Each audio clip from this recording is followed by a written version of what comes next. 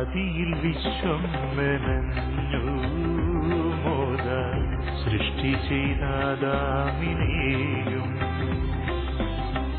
രക്ഷയായി മണ്ണിലണഞ്ഞു കാവായി അഗ്നിയായി തന്നാത്മവർഷം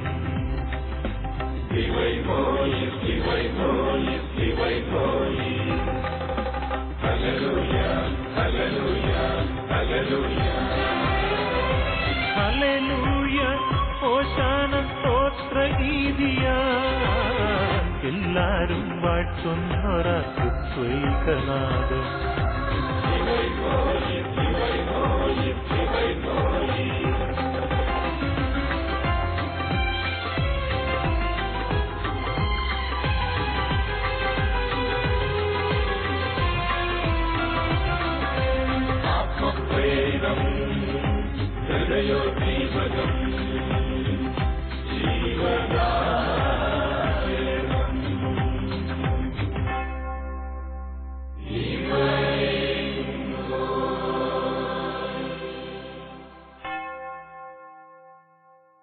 പിതാവിന്റെയും പുത്രന്റെയും പരിശുദ്ധാത്മാവിന്റെയും നാമത്തിൽ ആമേൻ. കാരുണ്യവാനായ കർത്താവേ, അങ്ങയുടെ പരിശുദ്ധമായ സ്നേഹത്തിന് ഞങ്ങളെ ഓരോരുത്തരെയും സമർപ്പിക്കുകയാണ്. ഈ പരിശുദ്ധ വചനം, ഈ ദൈവീക സ്വരം, സന്ദേശം ശ്രവിക്കുന്ന ഓരോ മകനെയും മകളെയും, ഇതിൽ ശുശ്രൂഷയിൽ പങ്കെടുത്തുകൊണ്ടിരിക്കുന്ന ഓരോ വ്യക്തിയെയും അങ്ങേ പരിശുദ്ധ കരങ്ങളിലേക്ക് സമർപ്പിക്കുന്നു. ദൈവമേ, അങ്ങയുടെ പരിശുദ്ധാത്മാവ് ഞങ്ങളിൽ ശക്തമായി കടന്നുവന്ന് ഞങ്ങളെ അനുഗ്രഹിക്കട്ടെ. ഈ തിരുവചന ശുശ്രൂഷയിൽ ഞങ്ങൾ പങ്കെടുക്കുന്ന നിമിഷങ്ങളിൽ അങ്ങയുടെ തിരുവചനങ്ങളിലൂടെ അങ്ങ് ഞങ്ങളെ വിശുദ്ധീകരിക്കുകയും പവിത്രീകരിക്കുകയും സുഖപ്പെടുത്തുകയും ചെയ്യണമേ. ദൈവമേ, അങ്ങയുടെ ആത്മാവിന്റെ ശക്തമായ അഭിഷേകം ഞങ്ങൾക്ക് ലഭിക്കുമാറാകട്ടെ. അമ്മേ, പരിശുദ്ധ മറിയമേ, ഈ വചന ശുശ്രൂഷയിലെ ഓരോ നിമിഷവും അമ്മയുടെ സാന്നിധ്യവും അമ്മയുടെ സംരക്ഷണവും ഞങ്ങൾക്ക് നൽകണമേ. മിശിഹായിൽ അനുഗ്രഹീതരായ സഹോദരങ്ങളെ, പ്രിയപ്പെട്ട മക്കളെ, നല്ലവനായ ദൈവം, പിതാവായ ദൈവം തന്റെ സ്നേഹത്തിന്റെ കരങ്ങളിതാ നമ്മുടെ നേരെ നീട്ടിയിരിക്കുന്നു. ഈ തിരുവചനങ്ങൾ ശ്രവിക്കുന്ന ഓരോ നിമിഷത്തിലും പിതാവായ ദൈവത്തിന്റെ വലിയ സ്നേഹം നാം അനുഭവിക്കുകയാണ്. പിതാവായ ദൈവത്തിന്റെ കാരുണ്യം കൊണ്ട് നമ്മുടെ ഹൃദയം നിറയുകയാണ്. നമ്മെ രൂപപ്പെടുത്തുകയും സൃഷ്ടിക്കുകയും ചെയ്ത ഒരു നല്ലവനായ ദൈവം നമുക്കുണ്ട്. യെശയ്യാ പ്രവാചകന്റെ പുസ്തകത്തിൽ 43-ാമത്തെ അധ്യായത്തിന്റെ ആദ്യ വചനം തന്നെ പറയുന്നത്, നിന്നെ സൃഷ്ടിക്കുകയും രൂപപ്പെടുത്തുകയും ചെയ്ത കർത്താവായ ഞാൻ അരുളി ചെയ്യുന്നു. എന്നെ സൃഷ്ടിച്ച് എന്നെ രൂപപ്പെടുത്തുന്ന കർത്താവ് എന്നോട് അരുളി ചെയ്യുന്നതായ വചനം ഇതാണ്: ഞാൻ നിന്നെ രക്ഷിച്ചിരിക്കുന്നു, നീ ഭയപ്പെടേണ്ട, നീ എന്റെ സ്വന്തമാണ്. ഈ 3 കാര്യങ്ങൾ നമ്മിലേക്ക് ഒരു വലിയ സന്ദേശമായി അയച്ചു തരികയാണ്. നീ ഒരിക്കലും ഭയപ്പെടരുത്, നീ ഒരിക്കലും ഉത്കണ്ഠാകുലനാകരുത്, നീ ഒരിക്കലും പരിഭ്രമിക്കുകയും ചെയ്യേണ്ട. കാരണം നിന്നെ സൃഷ്ടിക്കുകയും നിന്നെ രൂപപ്പെടുത്തുകയും ചെയ്ത കർത്താവായ ഞാൻ നിന്നോട് പറയുന്നതാണ്, ഞാനാണ് നിന്നോട് പറയുന്നത്, നീ എന്റെ സ്വന്തമാണ് എന്ന്. എന്റെ കുഞ്ഞുമക്കളെ, ഈ തിരുവചനങ്ങൾ നമ്മൾ ശ്രവിച്ചുകൊണ്ടിരിക്കുമ്പോഴേ ഈ ഒരു ചിന്ത എപ്പോഴും നമ്മുടെ ഹൃദയത്തിൽ നിറഞ്ഞു നിൽക്കട്ടെ. അതായത്, ഞാൻ എന്റെ ദൈവത്തിന്റെ സ്വന്തമായ ഒരു വ്യക്തിയാണ്. എന്റെ ദൈവം എന്നെ സ്വന്തം എന്ന രീതിയിൽ കാണുന്നു, തന്റെ സ്വന്തം എന്ന രീതിയിൽ എന്നെ സ്നേഹിക്കുന്നു, തന്റെ സ്വന്തം എന്ന രീതിയിൽ എന്നെ പരിപാലിക്കുകയും ചെയ്യുന്നു. ഈ ചിന്ത നമ്മിൽ നിന്നൊരിക്കലും വിടാതിരിക്കട്ടെ. ഇന്നത്തെ തിരുവചന ശുശ്രൂഷയിലൂടെ ഞാൻ നിങ്ങൾക്ക് നൽകുന്നതായ ഒരു സന്ദേശം ഇതാണ്: എന്റെ ദൈവത്തിന് എന്നിൽ വലിയൊരു പ്രതീക്ഷയുണ്ട് എന്നുള്ളതാണ്. എന്റെ ദൈവത്തിന് എന്നിൽ വലിയൊരു പ്രതീക്ഷയുണ്ട്. ഞാൻ ആരായിരുന്നാലും, ഞാൻ എന്തായിരുന്നാലും ശരി, എന്റെ ദൈവത്തിന് എന്നിൽ ഒരു വലിയ പ്രതീക്ഷയുണ്ട്. നാം നമ്മുടെ ജീവിതത്തെക്കുറിച്ച് ചിന്തിക്കുമ്പോൾ നമ്മൾ ഓർക്കും, എന്റെ ദൈവമേ, ഞാൻ എത്രയോ പാപത്തിലും തിന്മയിലും വേദനയും വീഴ്ചയിലും തകർച്ചയിലും ആയിരിക്കുന്നവനാണ് എന്ന്. നാം എന്തുമാത്രം അധപ്പതിച്ചവരാണെങ്കിലും, നാം എന്തുമാത്രം തകർന്നവരാണെങ്കിലും, നാം എന്തുമാത്രം നശിപ്പിക്കപ്പെട്ടവരാണെങ്കിലും ശരി, ദൈവത്തിന് എന്നെ സംബന്ധിച്ച് എന്നിൽ വലിയൊരു പ്രതീക്ഷയുണ്ട് എന്നുള്ളതായ കാര്യം നാം ഒരിക്കലും മറക്കരുത്. ഒരിക്കൽ ഒരു യുവാവ് പറയുകയായിരുന്നു, എന്തുകൊണ്ട് എന്റെ ദൈവമേ നീ എന്നെ ഈ തിന്മയിലേക്ക് വീഴുവാൻ നീ എന്നെ അനുവദിച്ചു എന്നൊരിക്കലും ഒരു യുവാവ് ചോദിക്കുകയുണ്ടായി. ദൈവം നമ്മെ തിന്മയിലേക്ക് വിടുന്നില്ല, ദൈവം നമ്മെ പാപത്തിലേക്കും വിടുന്നില്ല. എന്നാൽ നമ്മൾ നമ്മുടെ ബലഹീനതയില് തിന്മയിലേക്കും പാപത്തിലേക്കും നമ്മൾ വീഴുന്നുണ്ടെങ്കിൽ അവിടെയും ദൈവം നമ്മളെ ഉപേക്ഷിക്കുന്നില്ല. മറിച്ച് എന്റെ ദൈവം എന്നെ രക്ഷിക്കുവാനുള്ള നിമിഷങ്ങൾ ഓരോന്നും അവിടുന്ന് എന്റെ പദ്ധതിയിൽ രൂപീകരിച്ചുകൊണ്ട് തന്നെ ഇരിക്കുകയാണ്. ഒരു പാപിയെ ദൈവം ഒരിക്കലും കൈവിടുന്നില്ല, ഒരു പാപിയെ ദൈവം ഒരിക്കലും വലിച്ചെറിയുന്നില്ല. മറിച്ച് അവന്റെ പാപത്തിന്റെ അവസരത്തിൽ തന്നെ എങ്ങനെ അവനെ രക്ഷിക്കണമെന്നുള്ളതായ ഒരു ചിന്തയാണ് നല്ലവനായ ദൈവത്തിനുള്ളത്. എന്നെ സമീപിച്ച യുവാവിനോട് ഞാൻ സൂചിപ്പിക്കുകയുണ്ടായി, ദൈവത്തിന്റെ പദ്ധതിയെ നോക്കുകയാണെങ്കിൽ നീ പറയുന്നു നീ നശിപ്പിക്കപ്പെട്ട ഒരു മനുഷ്യനാണ്, നശിച്ചുപോയ ഒരു മനുഷ്യനാണ് എന്ന്. നമുക്കറിയാമല്ലോ, പൗലോസ്ലീഹ റോമാക്കാർക്ക് എഴുതിയ ലേഖനത്തില് 7-ാമത്തെ അധ്യായത്തിൽ തന്റെ ആ ദൗർഭാഗ്യത്തെക്കുറിച്ച് പറയുന്നുണ്ട്. Unhappy man as I am, അദ്ദേഹം പറയാണ് ഞാൻ എത്രയോ ദുർഭകനായ മനുഷ്യനാണ് എന്ന്. എന്നിട്ട് അദ്ദേഹം ചോദിച്ച ചോദ്യം ഇതായിരുന്നു, ഈ ദൗർഭാഗ്യത്തിൽ നിന്ന്, ഈ നശിച്ച മനുഷ്യനിൽ നിന്ന്, ഈ നാശത്തിൽ നിന്ന് എന്നെ രക്ഷിക്കുവാൻ ആരുണ്ട് എന്നൊരു ചോദ്യമാണ്. എന്നെ സമീപിച്ച യുവാവിനോട് ഞാൻ സൂചിപ്പിക്കുന്നത് എന്താണെന്നറിയാമോ?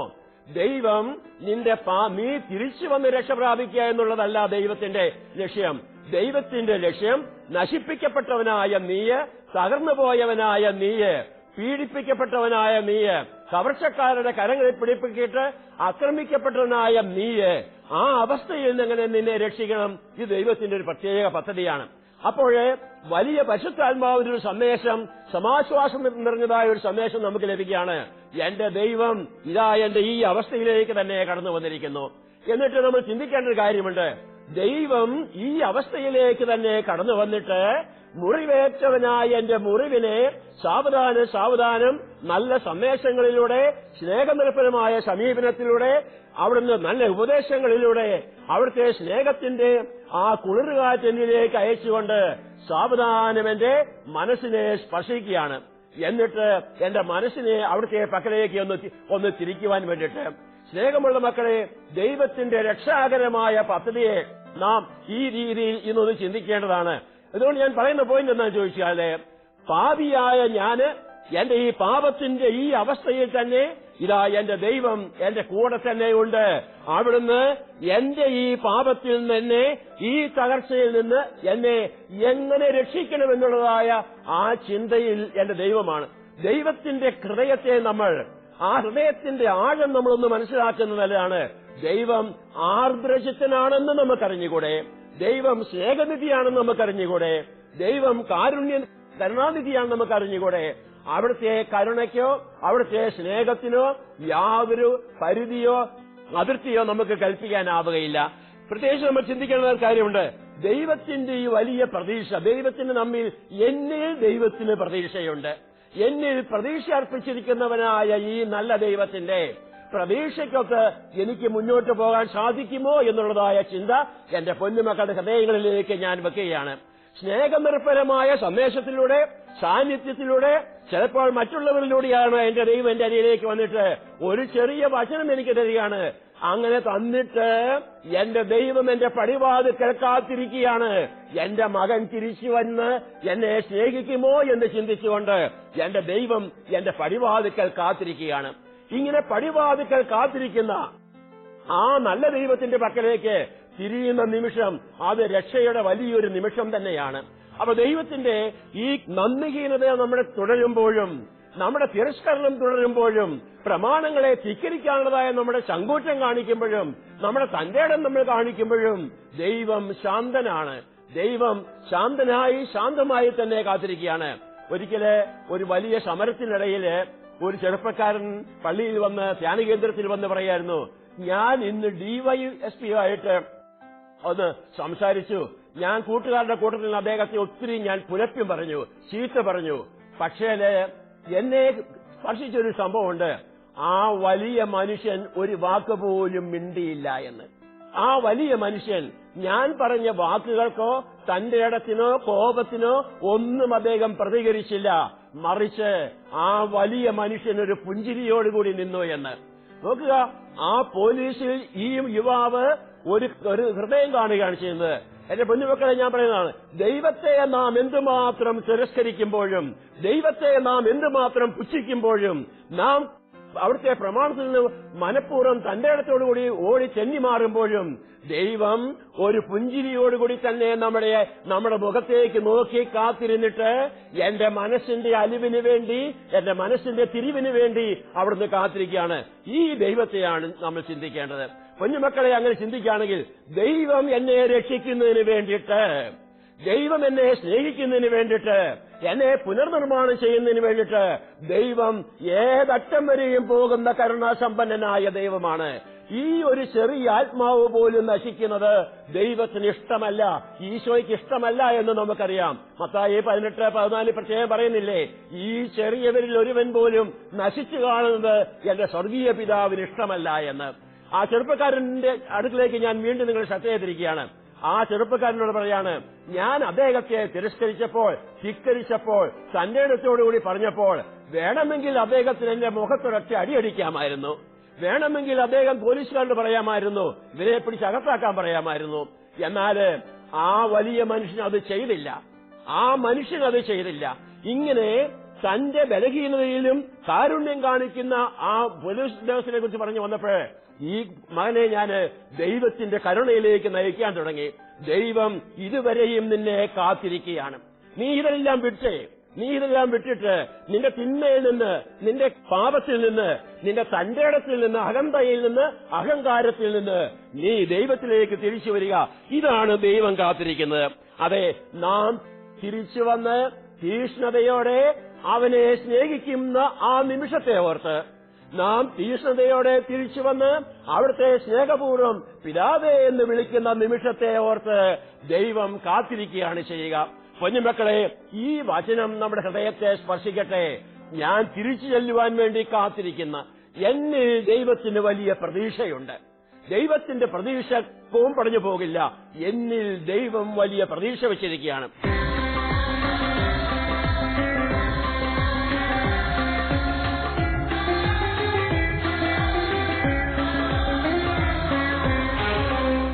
സ്വർഗമാക്കി നിറഞ്ഞൊരു നാദം,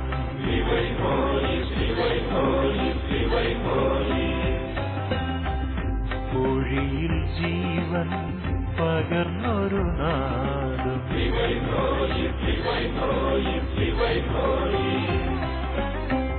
ചെങ്കടൽ രണ്ടായി പകുത്തൊരു നാദം, അന്നമായി മന്ന ഒഴിച്ചൊരു നാദം, മഹിയിൽ വന്നു പിറന്നൊരു നാദം, കുരിശിൽ രക്ഷയൊരുക്കിയ നാദം, മരണം പോലും ഭയന്നൊരു നാദം, കരുണാമാരി ചൊരിഞ്ഞൊരു നാദം.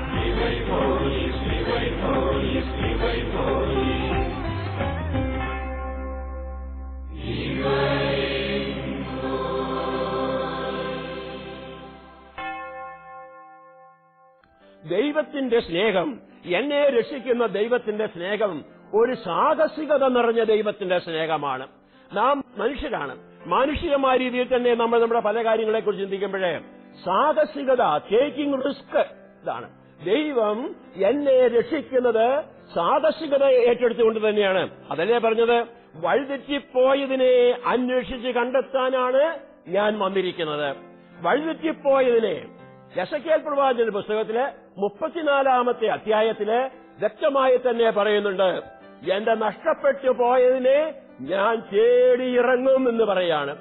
ആ മലമ്പ്രദേശങ്ങളിലൂടെയെല്ലാം, ആ കിഴക്കാന്തൂക്കായ പ്രദേശങ്ങളിലൂടെയെല്ലാം, ആ വനാന്തരങ്ങളിലൂടെയെല്ലാം നഷ്ടപ്പെട്ടു പോയത് എവിടെയെല്ലാമാണോ അവിടെയെല്ലാം ഞാൻ ഇറങ്ങി ചെല്ലുമെന്ന് യെശയ്ക്കേൽ പ്രവാചകന്റെ പുസ്തകത്തിലെ 34-ാമത്തെ അധ്യായത്തിൽ 11 വരെയുള്ളതായ തിരുവചനത്തിൽ വ്യക്തമായി പറയുകയാണ് ചെയ്യുക. എന്നിട്ടോ ആ സാഹസികത എങ്ങനെ പോകുന്നറിയാമോ? ആ സാഹസികത തെറ്റിപ്പോയതിനെ, നഷ്ടപ്പെട്ടു പോയതിന്റെ പിറകെ പോയിട്ട് അതിനെ കരങ്ങളിൽ വാരിയെടുക്കുകയാണ്, നേർവഴിക്ക് തിരിക്കുകയാണ്. പച്ചപ്പുൽത്തകടിയിലേക്ക് നയിക്കുന്ന സ്നേഹം, മുറിവ് പറ്റിയതിനെ വച്ചുകെട്ടുന്ന സ്നേഹം, ഒടിവ് പറ്റിയതിനെ സുഖപ്പെടുത്തുന്ന സ്നേഹം, ദുർബലമായതിനെ കരങ്ങളിൽ വഹിക്കുന്ന സ്നേഹം, സാദശികത നിറഞ്ഞൊരു സ്നേഹം നാം ആ തിരുവചനങ്ങളിൽ നാം വ്യക്തമായി കാണുകയാണ്. പൊന്നുമക്കളെ, നമുക്ക് ഈ വചനം ശ്രവിക്കുന്ന അവസരത്തില് എന്റെ ദൈവം എന്നോട് കാണിക്കുന്നത് തന്നെയാണ്. ലൂക്കാസ് വിശേഷത്തിൽ 19-ാമത്തെ അധ്യായത്തില് 10-ാമത്തെ തിരുവചനം പറയുന്നില്ലേ, സാദശികത നിറഞ്ഞ ഒരു സ്നേഹത്തെ നമ്മൾ അവിടെ ആ സക്കയൂസിന്റെ ഭവനത്തിൽ കാണുകയാണ്. സാദശികത നിറഞ്ഞതാണ്.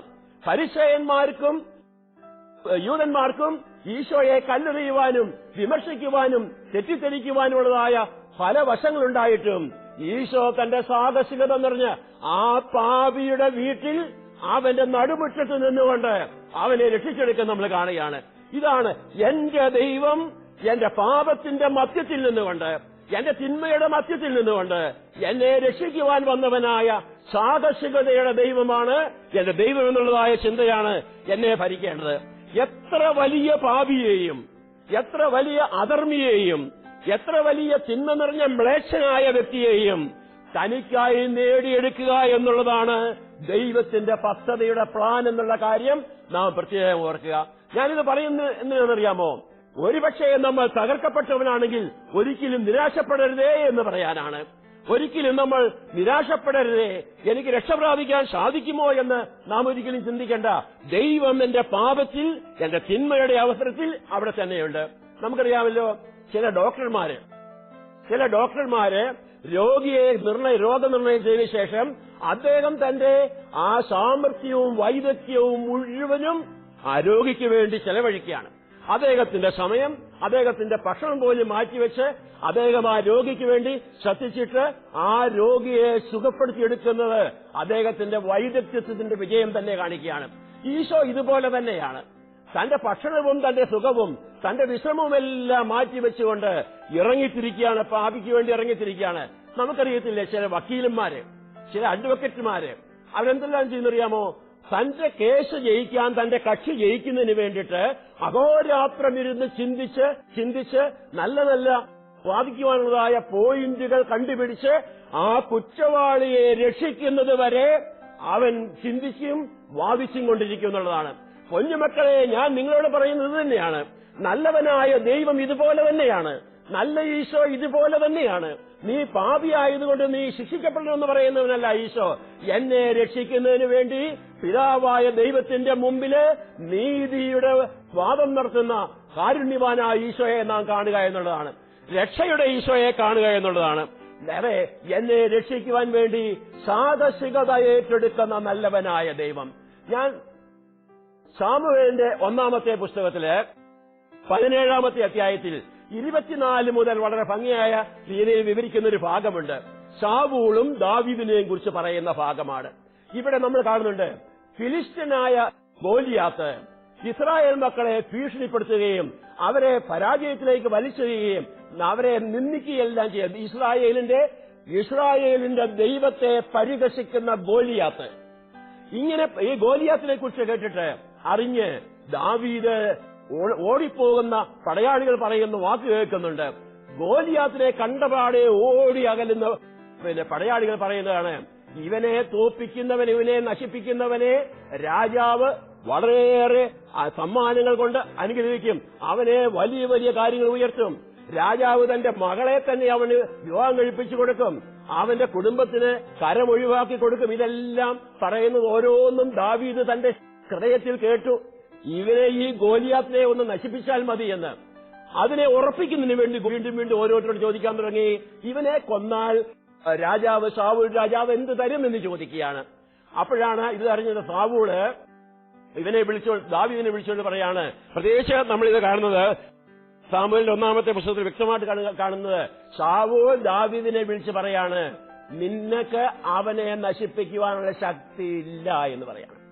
അവനെ കൊല്ലുവാനുള്ള ശക്തി നിനക്കില്ല, നീ തീരെ ചെറുപ്പമാണ് എന്ന് പറഞ്ഞു കൊടുക്കുകയാണ്. അങ്ങനെ പറയുമ്പോഴ് ദാവീദ് ശാവൂളിനോടൊരു കാര്യം പറയുന്നുണ്ട്. പിതാവിന്റെ ആടുകളെ മേയിക്കുന്നവനാണ് ഞാന്. ആടുകളിൽ ഏതെങ്കിലും ഒന്നിനെ പറയുന്നത്, ആടുകളിൽ ഏതെങ്കിലും ഒന്നിനെ കരടിയോ സിംഹമോ പിടിച്ചുകൊണ്ട് പോയാല് ഞാൻ എന്ത് ചെയ്യുന്നറിയാമോ?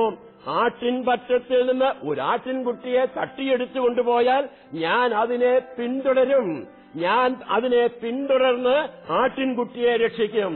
ദൈവത്തിന്റെ ഒരു വലിയ രക്ഷാകര കൃത്യത്തെ ദാവീദ് അവിടെ അടിവരയിട്ട് പറയാണ്. കള്ളന്മാര്, സിംഹം, കരടി ഇവ വന്ന് എന്റെ ആട്ടിൻപറ്റത്തിൽ നിന്ന് ഒരാട്ടിനെ തട്ടിക്കൊണ്ടുപോയാൽ ഞാൻ അതിനെ പിന്തുടർന്ന് രക്ഷിക്കും. എന്റെ പൊന്നുമക്കളെ, ഇതാണ് ദൈവം, ഇതാണ് ഈശോ. ഞാൻ നഷ്ടപ്പെട്ടു പോയാല്, എന്റെ എല്ലാ തരത്തിലുള്ള തിന്മകളും പാപങ്ങളും എന്നെ നശിപ്പിക്കാൻ നോക്കിയാലും എന്റെ ദൈവം എനിക്ക് വേണ്ടി എന്നെ പിന്തുടരുമെന്നുള്ളതാണ്. ദാവീദിന്റെ പക്കലേക്ക് നമ്മൾ വന്നാലോ, ഞാൻ അതിനെ പിന്തുടർന്ന് ആട്ടിൻകുട്ടിയെ ഞാൻ രക്ഷിക്കും. എന്നിട്ട് വീണ്ടും അദ്ദേഹം പറയാണ്, അത് ചെന്നായെ അല്ലെങ്കിൽ സിംഹം എന്നെ എതിർത്താല് ഞാൻ അതിന്റെ ജടയ്ക്ക് പിടിച്ച് അടിച്ചു കൊല്ലുമെന്ന് പറയാണ്. അതെ, നമ്മുടെ ശത്രുക്കളെ നിർവീര്യമാക്കുന്ന ദൈവം അപകടത്തിൽ നമ്മളെ രക്ഷിക്കുക മാത്രമല്ല, അന്ന് രക്ഷിക്കുവാനായിട്ട് തടസ്സമുണ്ടെങ്കിൽ ആ കാട്ടുമൃഗങ്ങളെ നിഗ്രഹിച്ചും എന്നെ രക്ഷിക്കുന്ന ദൈവം. ദാവീദ് പറയുന്നുണ്ട്, ഇങ്ങനെ ചെയ്തവനാണ് ഞാന്. ജീവിക്കുന്ന ദൈവത്തിന്റെ സൈന്യത്തെ അപമാനിക്കുന്ന ഇവനെ ഞാൻ ഇതുപോലെ കൊല്ലുമെന്ന് പറയാണ്. കുഞ്ഞുമക്കളെ, ദൈവത്തിന്റെ സ്നേഹം ഇതാണ്. അതായത് ശത്രുക്കളുടെ വായിൽ നിന്ന് പരിശുദ്ധ മറിയം പറയുന്ന ഒരു വാക്ക് പറയുന്നുണ്ട്. യുഗാന്ത്യഘട്ടത്തിൽ അന്ത്യക്രിസ്തുവും അവന്റെ കിങ്കരന്മാരും ധാരാളം ആളുകളെ നശിപ്പിക്കാൻ തുടങ്ങുമ്പോഴേ അവന്റെ മുമ്പിൽ നിന്ന് തന്നെ ഞാൻ എന്റെ മക്കളെ ഞാൻ തട്ടിയെടുത്തു കൊണ്ടുവരുമെന്ന് സന്ദേശത്തിൽ പറയുകയാണ്. ഇതാണ് അമ്മയുടെ സ്നേഹം. ഇതാണ് ഞാനിത് നിങ്ങളുടെ അടുക്കൽ പറയുന്നതാണ്. ദൈവത്തിന്റെ സാഹസികത നിറഞ്ഞൊരു സ്നേഹത്തെ നാം കണ്ടേ മതിയാവൂ. ദാവീദ് തന്റെ ആടുകളെ കരടിയിൽ നിന്ന് എങ്ങനെ, സിംഹത്തിൽ നിന്ന് എങ്ങനെ രക്ഷിച്ചോ അതുപോലെ തന്നെ എന്റെ ദൈവം എന്നെ രക്ഷിക്കുന്ന ദൈവമാണ് എനിക്കുള്ളത് എന്നുള്ളതായ കാര്യത്തിൽ നമ്മൾ അങ്ങേയറ്റം അഭിമാനം കൊള്ളണം. ഇതാണ് ഞാൻ നിങ്ങളോട് പറയുക. നമുക്ക് ഈ തിരുവചനങ്ങൾ കേൾക്കുമ്പോഴേ പ്രത്യേകം നമുക്ക് ഓർക്കാം. അതായത് ദൈവത്തിന്റെ സ്നേഹം സാഹസികത നിറഞ്ഞ സ്നേഹമാണ്. ദൈവത്തിന്റെ കരുണ സാഹസികത നിറഞ്ഞ കരുണയാണ്. ആ കരുണയ്ക്കൊരിക്കലും ഒരു മാറ്റമില്ല. ആ കരുണ എപ്പോഴും നമ്മളെ സഹായിക്കും. ഇനി നമ്മൾ കാണുന്നുണ്ടല്ലോ, സുഹൃത്തുപുത്രനെ കുറിച്ച് പറയുകയാണെങ്കിൽ എപ്പോഴും സ്നേഹം ഇതിനെക്കുറിച്ച് പറയുന്നുണ്ട്. സ്നേഹം എന്ന് പറയുന്ന പിതാവിന്റെ സ്നേഹമാണ്. സുഹൃത്തുപുത്രന്റെ ഭാഗത്ത് സ്നേഹമുണ്ടോ? അവന്റെ ഭാഗത്ത് സ്നേഹമേ ഇല്ല. പിതാവിന്റെ പക്കലേക്ക് ചെല്ലണമെന്നുള്ളതായ ആഗ്രഹം അവന്റെ വിശന്ന് പൊരിഞ്ഞ വയറിനെ നിറയ്ക്കാൻ വേണ്ടിയിട്ടാണ്. ഞാൻ ഇവിടെ വിശന്ന് മരിക്കുന്നു എന്ന് പറഞ്ഞുകൊണ്ടാണ് പോകുന്നത്. സ്നേഹമെന്ന് പറഞ്ഞു പോകുന്നില്ല. എന്നാൽ അവിടെ ദൈവം തന്റെ പിതാവ് തന്റെ സ്നേഹത്തിന്റെ തൂർത്ത് കാണിച്ചു. ദൈവത്തിന്റെ സാഹസികത നിറഞ്ഞ ഇടപെടൽ എന്റെ പൊന്നുമക്കളെ നമ്മുടെ ജീവിതത്തിലുണ്ട്. ഇത്രമാത്രം ഞാൻ തെറ്റ് ചെയ്തിട്ടും എന്തുകൊണ്ട് എന്റെ ദൈവം എന്നെ ശിക്ഷിക്കുന്നില്ല? എന്തുകൊണ്ട് എന്റെ ദൈവം എന്നെ നശിപ്പിക്കുന്നില്ല? അതെ, ധാരാളം അനുഗ്രഹങ്ങൾ എനിക്ക് ഇങ്ങനെ തന്നിട്ട് അവിടുന്ന് കാത്തിരിക്കുകയാണ് എന്ന് ഞാൻ തിരിച്ചു തന്ന് അവിടുത്തെ പൈതൃകമായ സ്നേഹത്തെ അനുഭവിച്ച് എന്റെ പിതാവേ എന്ന് ഞാൻ അവിടുത്തെ വിളിക്കുന്ന ആ നിമിഷത്തെ ഓർത്ത് ഇതാ അവിടുന്ന് കാത്തിരിക്കുന്നു. നമുക്ക് പ്രാർത്ഥിക്കാം. കാരുണ്യവാനായ ദൈവമേ, അങ്ങയുടെ സാഹസികത നിറഞ്ഞ സ്നേഹം ഞാൻ കാണുകയാണ്. ഞാൻ ഇത്രമാത്രം പാപം ചെയ്തിട്ടും ഇത്രമാത്രം അധപ്പതിച്ചിട്ടും എന്നെ ശിക്ഷിക്കുകയോ നശിപ്പിക്കുകയോ ചെയ്യാതെ അങ്ങയുടെ സ്നേഹം എന്നെ പിന്തുടരുകയാണ്. പാപങ്ങളും പ്രലോഭനങ്ങളുമാകുന്ന കരടികളും സിംഹങ്ങളും എന്നെ വലയം ചെയ്ത് നശിപ്പിക്കുവാൻ വരുമ്പോഴും അതിന്റെ വായിൽ നിന്ന് എന്നെ പിടിച്ചെടുക്കുവാൻ വരുന്ന അങ്ങയുടെ സ്നേഹത്തെ ഞാൻ വാഴ്ത്തിപ്പുകഴ്ത്തുന്നു. പരിശുദ്ധ അമ്മേ, ഈ തിരുവചനങ്ങൾ കേട്ട എല്ലാ മക്കളുടെയും ഹൃദയങ്ങളിൽ അമ്മ ഈ വചനം ഒന്ന് എഴുതിയിരിക്കണമേ. ദൈവം ഇതാ നമ്മുടെ കൂടെയുണ്ട്. നിന്നെ രൂപപ്പെടുത്തുകയും സൃഷ്ടിക്കുകയും ചെയ്ത കർത്താവിതാ നിന്നോട് പറയുന്നു, നീ എന്റേതാണ്. നമ്മുടെ കർത്താവ് ഈശോ മിശിഹായുടെ കൃപയും പിതാവായ ദൈവത്തിന്റെ സ്നേഹവും പരിശുദ്ധാത്മാവിന്റെ സഹവാസവും നിങ്ങളോടുകൂടി ഉണ്ടായിരിക്കട്ടെ, ഇപ്പോഴും എപ്പോഴും എന്നേക്കും. മഹിയിൽ വന്നു പിറന്നൊരു നാദം, കുരിശിൽ രക്ഷയൊരുക്കിയ നാദം, മരണം പോലും ഭയന്നൊരു നാദം, കരുണാമാരി ചൊരിഞ്ഞൊരു നാദം, ഒഴുകി ധരയിൽ നീലെ മനുജ ഹൃദയം തേടി നിരതം ഫലം നൽകാൻ തുടികൊള്ളും വചന ശബ്ദം, ജീവശബ്ദം, സ്നേഹശബ്ദം, ദൈവശബ്ദം. ആത്മപ്രേരിതം ഹൃദയോദ്ദീപകം ജീവദാ